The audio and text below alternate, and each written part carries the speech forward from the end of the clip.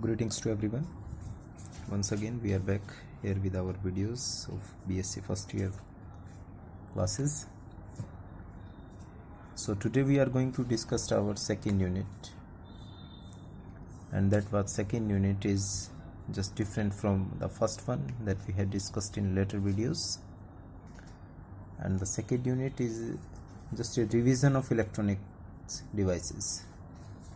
आप इसके अंदर बहुत सी ऐसी चीज़ें पढ़ेंगे जो शुरुआत में आप लोगों ने 12th क्लास के अंदर इलेक्ट्रॉनिक डिवाइस के अंदर पढ़ी हैं, लेकिन जैसे जैसे हम थोड़ा सा आगे बढ़ेंगे वीडियोस एक्सप्लेनेशंस उनके थोड़े से बड़े हो जाएंगे जो +2 से थोड़े से अलग हैं. ठीक है, और ये एक ऐसा पेपर है जिसको आप इसके बाद MSc क्लासेस के अंदर बहुत ज़्यादा डिटेल में पढ़ेंगे. तो बी ऑन कंसंट्रेटेड, क्योंकि लेंथी पेपर है, एग्ज़ाम है हमारा ये पेपर, और इसके अंदर बहुत सी ऐसी चीज़ें जो हैं आपको समझने के लिए मिलेंगी जो 12th में नहीं थी आपके पास. So we are just going to study our second unit and that is named as electronic device semiconductor.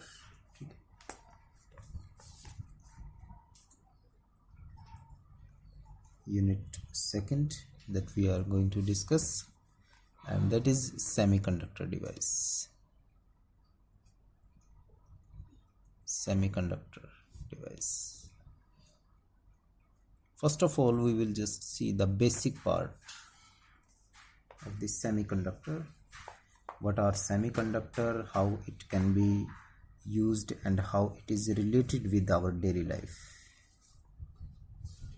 So let us start our unit.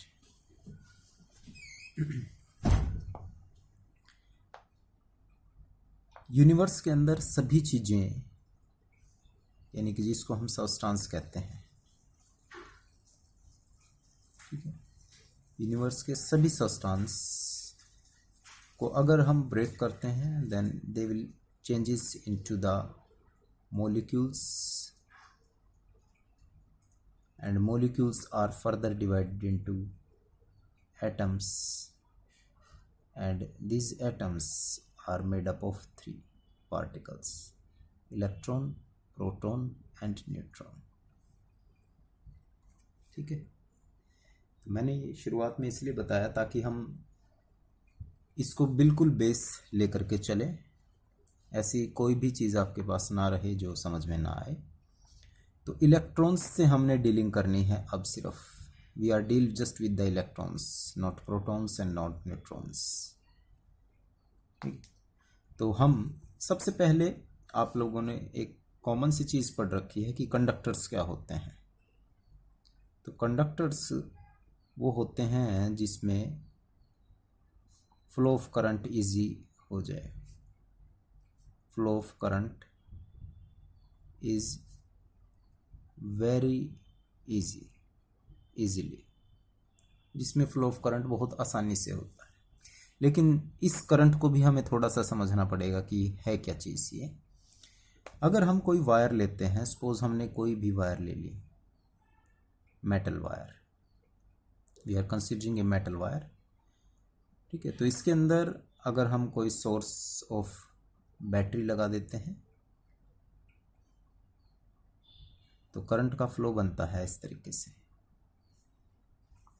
Plus से माइनस की तरफ करंट का फ्लो बनता है. एक्चुअल में क्या होता है कि जो करंट है आपका, current that is rate of flow of charge, rate of flow of charge, और we can write this is equal to dq/dt. पर यूनिट टाइम भी हम इसको कर सकते हैं, per unit time, rate of flow of charge per unit time, that is called current. लेकिन इस करंट का एक्चुअल मीनिंग फिजिक्स की टर्म्स में तो rate of flow of charge है, ठीक है, लेकिन शायद हमने पहले भी इस चीज़ को डिस्कस किया है. Anything that is in flow, anything that is in flow is called current, is called in current. For example आप क्रिकेट मैच देख रहे हैं, वहाँ पर रन रेट, तो run rate, current run rate आता है वहाँ। करंट रन रेट का मतलब रन फ्लो कर रहे हैं, रन लगातार बदलते जा रहे हैं, चेंज होते जा रहे हैं। तो जब उसके साथ वर्ड इलेक्ट्रिक जुड़ जाए तो rate of flow of charge का मतलब इलेक्ट्रॉन से होता है। यानी जब हम फ्लो ऑफ इलेक्ट्रॉन्स की बात करते हैं then it becomes electric current. तो होता क्या है, किसी भी कंडक्टर के अंदर करंट इजीली फ्लो होता है, और इजीली फ्लो होने का मतलब यहाँ पर जो इलेक्ट्रॉन्स हैं these are moving very freely, ये मूव कर रहे हैं लगातार। The electrons are moving very freely, और जब इलेक्ट्रॉन्स फ्रीली मूव कर रहे हैं then we can say the conductors are good conductors, मतलब कि इसमें से करंट इजी फ्लो हो रहा है। ठीक है, ये तो बात कंडक्टर की हुई हमारे पास। लेकिन ये जो कंडक्टर होते हैं ये हमें एक ऐसी प्रॉपर्टी की तरफ शो कर रहे हैं जो औरों से अलग है। ठीक है, उसको जनरलाइज हम करेंगे, और जनरलाइज करने से पहले इसका एक छोटा सा स्ट्रक्चर समझते हैं। सपोज हमने ले लिया सोडियम एटम Na, उसके शेल में 11 electrons can be existing there. ऐसे ही अगर हम मैग्नीशियम ले लें तो वहाँ 12 हो सकते हैं। ठीक है, 11 और 12। तो अब अगर मैं इसका स्ट्रक्चर बनाऊं तो ये हमारा न्यूक्लियस अंदर, दिस इज न्यूक्लियस, इसमें न्यूट्रॉन और प्रोटॉन दोनों है। आउटर में 2, उसके बाद 8, 1 2 3 4 5 6 7 और 8, 8 और 2 10, और एक और रह गया हमारे पास यहाँ पर, this is 1, and we can write 2 8 and 1 like this। अगर मैग्नीशियम की बात करें तो this is our nucleus, proton and neutrons, first shell 2 electrons 1 and 2, then second shell containing 1 2 3 4 5 6 7 and 8, or outermost that is containing only 2, 1 and 2, because it has configuration 282, यहाँ 1 था। अब ध्यान से देखें कि करंट का फ्लो हमने बनाना है, और करंट का फ्लो तभी हो सकता है जब वो फ्री हो। क्या फ्री हो? Electron is free. ठीक है, अब यहां पर जो इलेक्ट्रॉन फ्री थे केवल वही मोशन में है, और जब जो इलेक्ट्रॉन फ्री थे और वही मोशन में है तो करंट उन्हीं की वजह से होता है हमेशा, ये ध्यान रखें। अब इसके अंदर देखिए, ये जो फर्स्ट शेल है ये कंप्लीटली फिल्ड है, इसके अंदर कोई भी इलेक्ट्रॉन फ्री नहीं है। 2 आ सकते थे, 2 ही हैं इसके पास, कंप्लीटली फिल्ड, सेटिस्फाइड है ये। ऐसे ही सेकंड शेल की बात अगर हम करें तो इसमें 8 आ सकते हैं, और 8 हैं, 1 2 3 4 5 6 7 8। ये भी पूरी तरीके से सेटिस्फाइड है अपने आप से, इसको ना चाहिए न देना है ना लेना है किसी से, फुल्ली सेटिस्फाइड, तो ये कंट्रीब्यूशन नहीं कर सकते कुछ भी। अब ये आउटर मोस्ट की बात आ रही है, आउटर मोस्ट में 1 इलेक्ट्रॉन है सिर्फ। ठीक है, और आउटर मोस्ट में 1 इलेक्ट्रॉन है, तो इसमें 8 आ सकते हैं, 8। 1 है इसके पास, तो या तो इसको 7 मिल जाए, या ये 1 को भी छोड़ दे। ठीक है, वर्डिंग्स के ऊपर थोड़ा सा ध्यान देना, या तो 1 को भी छोड़ दे या 7 और मिल जाए। 7 मिलना बहुत मुश्किल काम है इलेक्ट्रॉन्स का, लेकिन इसको 1 छोड़ना थोड़ा सा इजी है अपने लिए। और वैसे भी ये न्यूक्लियस से दूर है, पॉजिटिव चार्ज से दूर है, इस वजह से ये लूज हो सकता है इजीली। तो जो बचेगा 2 सेल, वो सारे के सारे फुल्ली सेटिस्फाइड होंगे, एटम अपने आप में स्टेबल हो जाएगा। हर एक चीज़ यूनिवर्स में अपने आप को स्टेबल करना चाहती है। Even we are also trying to made ourselves to be stable. तो ये कैसे स्टेबल होगा? या तो साथ मिले, इसको सेटिस्फाइड हो जाए, या ये भी छोड़ दे, जो बच गया उसी में गुजारा करे। ठीक है, तो इसको एक छोड़ना आसान लगता है, इसीलिए ये इसको लूज कर देता है। और ये लूज हो गया तो ये फ्री है, ये इलेक्ट्रॉन फ्री है, और जब ये इलेक्ट्रॉन फ्री है then it can participate in conducting. इसकी वजह से ही करंट फ्लो होगा। ऐसे ही अगर हम दूसरे मैग्नीशियम की बात करें तो first cell is completely filled, 2 आ सकते हैं, 2 ही हैं इसके अंदर। दूसरे में 8 आ सकते हैं, 8 हैं इसके अंदर। अगले में 2 हैं, 8 आ सकते हैं। या तो 6 मिल जाएं इसको, और या फिर ये 2 को लूज कर दे। इसके लिए भी 2 को लूज करना इजी है 6 को गेन करने की बजाय। Everyone wants to be stable, so magnesium can lose its 2 electron. और ये जब अपने 2 इलेक्ट्रॉन को लूज कर देगा तो ये 2 ही के साथ बचेगा, इसीलिए ये सेटिस्फाइड। लेकिन ये जो 2 इलेक्ट्रॉन हैं ये पार्टिसिपेट कर जाएंगे कंडक्टिंग में। तो करंट का फ्लो हमेशा उन इलेक्ट्रॉन्स की वजह से होता है जो फ्री होते हैं। जो बाउंडेड इलेक्ट्रॉन्स हैं, they are not participating in the electrons, and when they are not participating in the conduction, so just electric current is rate of flow of free electrons, we can write here।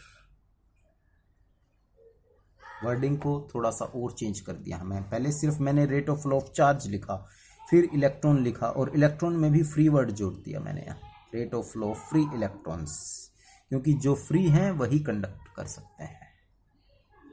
ठीक है, इसीलिए universe के अंदर सारी चीज़ों में, सभी substance के अंदर ये होता है, इलेक्ट्रॉन भी होता है, प्रोटॉन भी होता है, न्यूट्रॉन भी होता है। लेकिन सिर्फ कंडक्टर्स ऐसे हैं जो इलेक्ट्रॉन्स को इजीली फ्री कर सकते हैं। ठीक है, अगर हम एक वुड की बात करें, would it can also contain electrons, but these are not free, these are not free। Her substance में यूनिवर्स के अंदर इलेक्ट्रॉन्स होते हैं, लेकिन कौन कितना जल्दी छोड़ता है वो उतना ही अच्छा कंडक्टर होगा। ठीक है, और रही बात एग्जैक्टली कंडक्टर्स की, तो इसके आउटर मोस्ट शेल में जितने भी कंडक्टर होंगे, या तो 1 मिलेगा, या 2 मिलेगा, या 3 मिलेगा, इससे ज़्यादा नहीं होंगे उनमें। आउटर मोस्ट में या तो 1 होगा, या 2 होगा, या फिर 3 हो सकता है। ठीक है, तो वो कंडक्टर्स की कैटेगरी में आ जाते हैं। ठीक है, अब अगर हम बात करें इंसुलेटर की, तो जो इंसुलेटर्स होते हैं उनके जो आउटर मोस्ट शेल होते हैं, these are not conducting। ये कंडक्ट कर ही नहीं सकते, बिल्कुल नहीं कर सकते। और इनकी पहचान क्या होती है? आउटर मोस्ट शेल और valence electron having more than 4 electrons. इसको इस तरीके से लिखें, having valence electrons more than 4। जिनके आउटर मोस्ट शेल में 4 से ज़्यादा इलेक्ट्रॉन होंगे वो इंसुलेटर की कैटेगरी में आ जाएंगे। ठीक है, जैसे नाइट्रोजन, सल्फर या नियोन गैस। आपकी नाइट्रोजन का एटॉमिक नंबर 7 होता है, तो 7 को अगर हम ड्रॉ करें तो 2 और 5 हो जाएगा, यहाँ 5 आ गए इसमें। सल्फर की बात करें तो 16 होता है इसका एटॉमिक नंबर 16, तो 2 और 8 10 एंड दैट इज 6। और नियोन की बात करें तो इसका एटॉमिक नंबर 10 है, तो 2 और 8 ये तो ऐसे ही फिल हो गया। तो आप देख सकते हैं इसके आउटर मोस्ट शेल में कितने हैं, 5, इसके आउटर मोस्ट शेल में 6, इसके आउटर मोस्ट शेल में 8। और आउटर मोस्ट शेल का मतलब 8 होने चाहिए, 8। तो 5 हैं इसके पास। स्ट्रक्चर देखते हैं एक सेकंड के लिए। पहला न्यूक्लियस हो गया, ये शेल फर्स्ट जिसमें 2 इलेक्ट्रॉन्स आ गए, प्रोटॉन न्यूट्रॉन्स हैं ये, और ये हो गया 5, 1 2 3 4 एंड 5। इसमें 8 आ सकते हैं, लेकिन इसके पास कितने हैं, 1 2 3 4 5। तो 2 तरीके से स्टेबिलिटी इसकी भी हो सकती है, या तो ये पांचों को छोड़ दे, या 3 और मिल जाए इसको कहीं से। तो पांचों को छोड़ना कोई आसान काम नहीं है, ठीक है। 1 होता, 2 होते, या मैक्सिमम 3 होते तो इनकी तरह वो लूज कर सकते थे, लेकिन अब इसके पास 5 हैं तो ये 5 नहीं छोड़ सकता। और जब ये 5 नहीं छोड़ सकता तो ये अपने इलेक्ट्रॉन्स न्यूक्लियस के साथ बाउंड करके रखता है, और जब बाउंड करके रखेगा, छोड़ेगा ही नहीं, तो these are called as insulators. ऐसे ही इसकी सल्फर की बात करें तो 6 हो जाएंगे, ये और ज़्यादा स्ट्रॉन्ग हो जाएगा इससे। 6 इलेक्ट्रॉन को छोड़ना नामुमकिन, इम्पॉसिबल है इसके लिए। And when it is impossible to lose its 6 electrons, so that's why there is no free electrons and become insulator. And this is the most stable insulator, neon। 8 हैं, 8 के 8 लूज ही नहीं कर सकता, बिल्कुल स्टेबल है ये, सेटिस्फाइड, बिल्कुल पूरी तरह से भरा हुआ है। और जब पूरी तरह से भरा हुआ तो ना तो इसको लेने की ज़रूरत ना देने की ज़रूरत, किसी से कोई पार्टिसिपेट नहीं कर सकता इसमें, and that's why it is a insulator, ठीक है। तो अब ये तो बात हुई कंडक्टर की, इंसुलेटर की, और अब तीसरी बात करते हैं, थोड़ा सा आइडिया ले लेते हैं अभी सेमी कंडक्टर का। Semiconductors, semi means half, and these are conductors जो हाफ कंडक्टर्स की तरह बिहेव करें, which are conducting like half conductors, यानी कंडक्टर भी हैं, and these are also known as insulators. इसकी पहचान क्या है, this atom the number of valence electron. अभी डेफिनेशन नहीं है ये, सिर्फ मैं इनकी पहचान बता रहा हूँ कि क्या है इनकी पहचान। इसमें आउटर मोस्ट में 1 2 या 3, इसके आउटर मोस्ट शेल में, ठीक है, मोर देन 4 होंगे, more than 4, and number of valence electron in an atom is exactly 4, just 4, not more than 4। अगर 4 हैं तो वो सेमीकंडक्टर, और ज्यादा हैं 4 से तो वो इंसुलेटर है, ठीक है। अब इसके कुछ एग्जांपल आप देख सकते हैं, कार्बन है, सिलिकॉन है, और जर्मेनियम है, ठीक है। ये हमारे पास एक तरीके से ये दोनों सेमीकंडक्टर की कैटेगरी में आ जाते हैं। कार्बन नहीं आता है, इसका एक रीज़न है, वो आपने पढ़ना है, ढूंढना है क्या रीज़न है। मैं आपके लिए ये छोटा सा होमवर्क छोड़ के जा रहा हूँ, why carbon is not of a semiconductor. हालांकि इसके भी आउटर मोस्ट शेल में कितने हैं, 4 हैं, ठीक है। इनके आउटर मोस्ट शेल में 4 हैं। 4 होने का मतलब ये है कि ये 4 ले भी सकते हैं और 4 छोड़ भी सकते हैं, और जब ये 4 ले सकते हैं और 4 छोड़ सकते हैं तो ये दोनों के बीच की कैटेगरी में आ गए हैं, ठीक है। सिलिकॉन का एग्जांपल लेके देखते हैं। सिलिकॉन जो है 14 है, 14 का मतलब है 2 पहले में आ गए, 8 एंड देन 4 आ गया इसके में।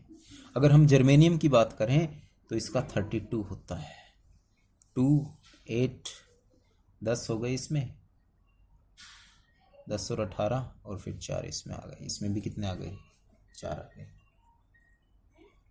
ठीक है। अब आप देख सकते हैं दोनों के आउटर मोस्ट शेल में 4 हैं, और 4 के साथ ही बॉन्डिंग, मतलब कि 4 ले भी सकते हैं, 8 होने चाहिए इनमें, तो 4 ले सकते हैं, छोड़ सकते हैं। तो इनमें पॉसिबिलिटी है थोड़ी सी इन कंपैरिजन टू इंसुलेटर कि ये दोनों के बीच में लाई कर सकते हैं। हमेशा जो करंट का फ्लो है वो सिर्फ और सिर्फ फ्री इलेक्ट्रॉन्स की वजह से है, ये चीज ध्यान में रखना है आप लोगों ने। और जब करंट का फ्लो इलेक्ट्रॉन्स की वजह से है, फ्री इलेक्ट्रॉन्स की वजह से, तो कंडक्टर्स जो हैं वो कंटेन करते हैं large number of free electrons. A conductor having large number of free electrons, ठीक है। और जो इंसुलेटर हैं विच हैव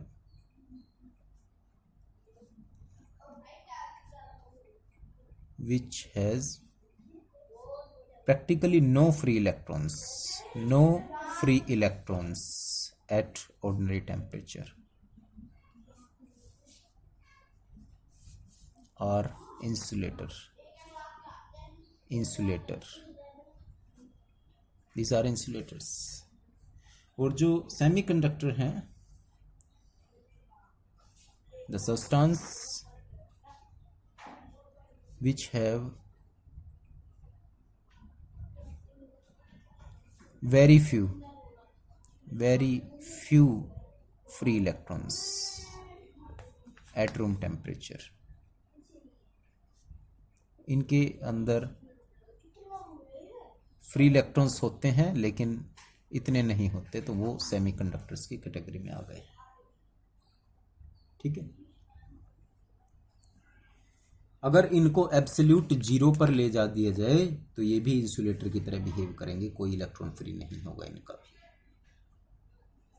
तो ये तो थोड़ी सी एक इंफॉर्मेशन हमारी हो गई, जिसमें हमने ये देखा कि किस तरीके से हम एटम का स्ट्रक्चर जो है वो डिस्क्राइब करते हैं, और उसके बेस पर ये बता सकते हैं कि कोई भी एटम कंडक्टर है, कोई भी सब्सटेंस इंसुलेटर है, या कोई भी सब्सटेंस सेमीकंडक्टर्स है, ठीक है। अब बात आती है इनके एनर्जी बैंड्स की।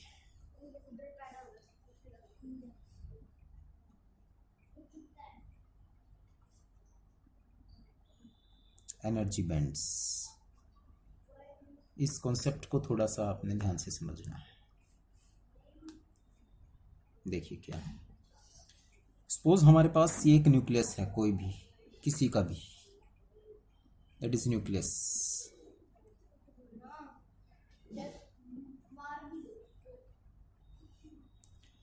इसका फर्स्ट ऑर्बिट है ये, सेकंड ऑर्बिट है ये अराउंड जिसमें इलेक्ट्रॉन्स मूव कर रहे हैं, और दैट इज द थर्ड। इसकी इससे डिस्टेंस r1, इससे डिस्टेंस r2, और थर्ड वन से डिस्टेंस है r3, ठीक है। तो जब इनकी इसकी डिस्टेंस r1, r2 और r3 है, तो इसको हम थोड़ा सा ग्राफिकली रिप्रेजेंट करने की कोशिश करते हैं लाइंस में। ये इसका फर्स्ट एनर्जी लेवल है, तो इसको हमने यहां नाम दे दिया r1, फर्स्ट एनर्जी लेवल।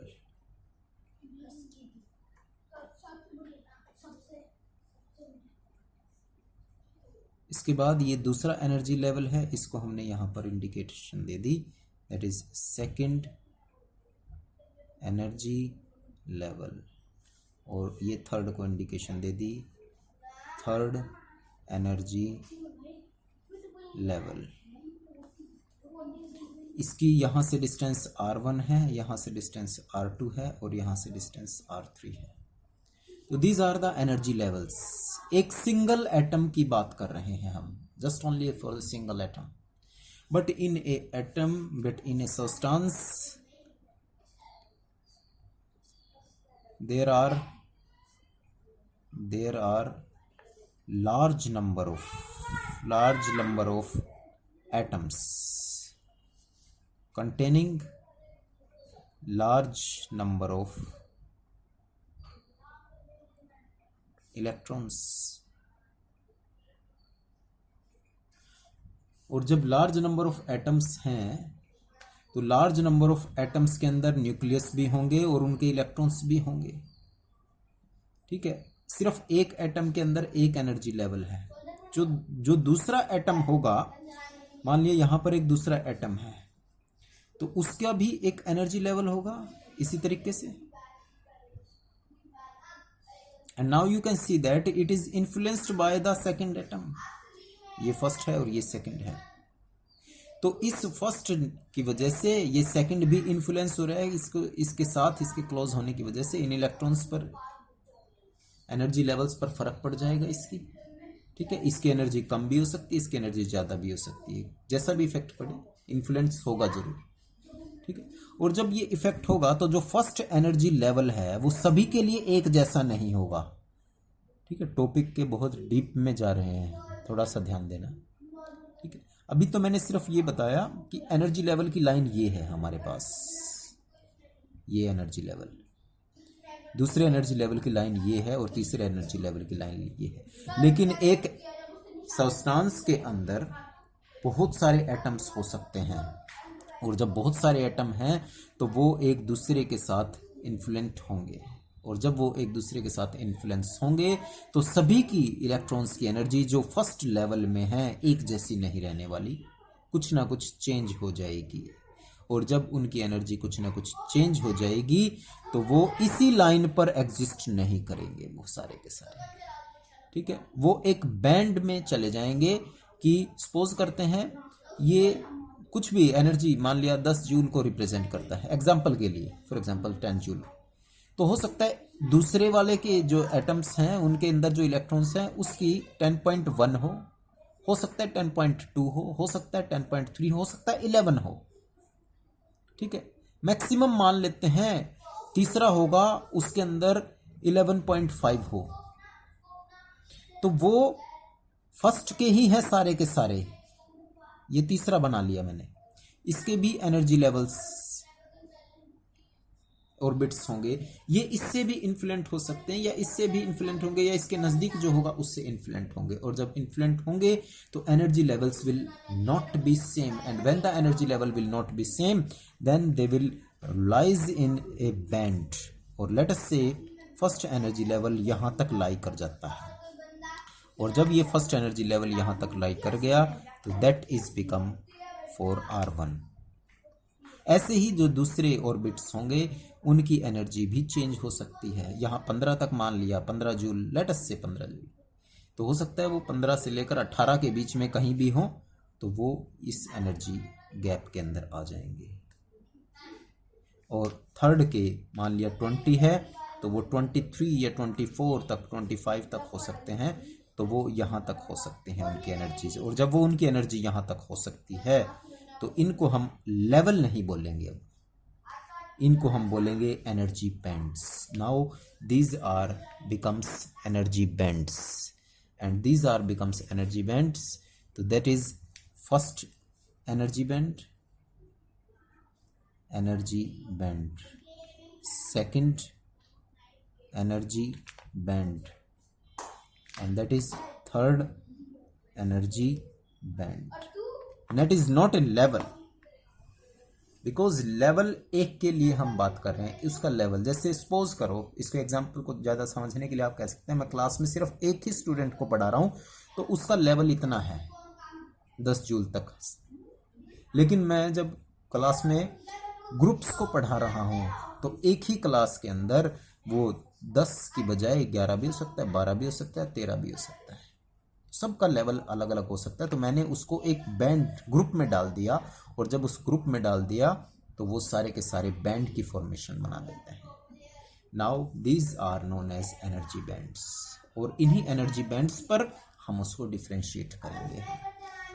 ठीक है, तो अब नेक्स्ट वीडियो को हम शुरू कर रहे हैं क्योंकि थोड़ा सा लेंथी वीडियो है और इसके अंदर फिर अपडेशन या अपलोडिंग में थोड़ी दिक्कत आ जाएगी, तो नेक्स्ट वीडियो स्टार्ट करते हैं इसके बाद।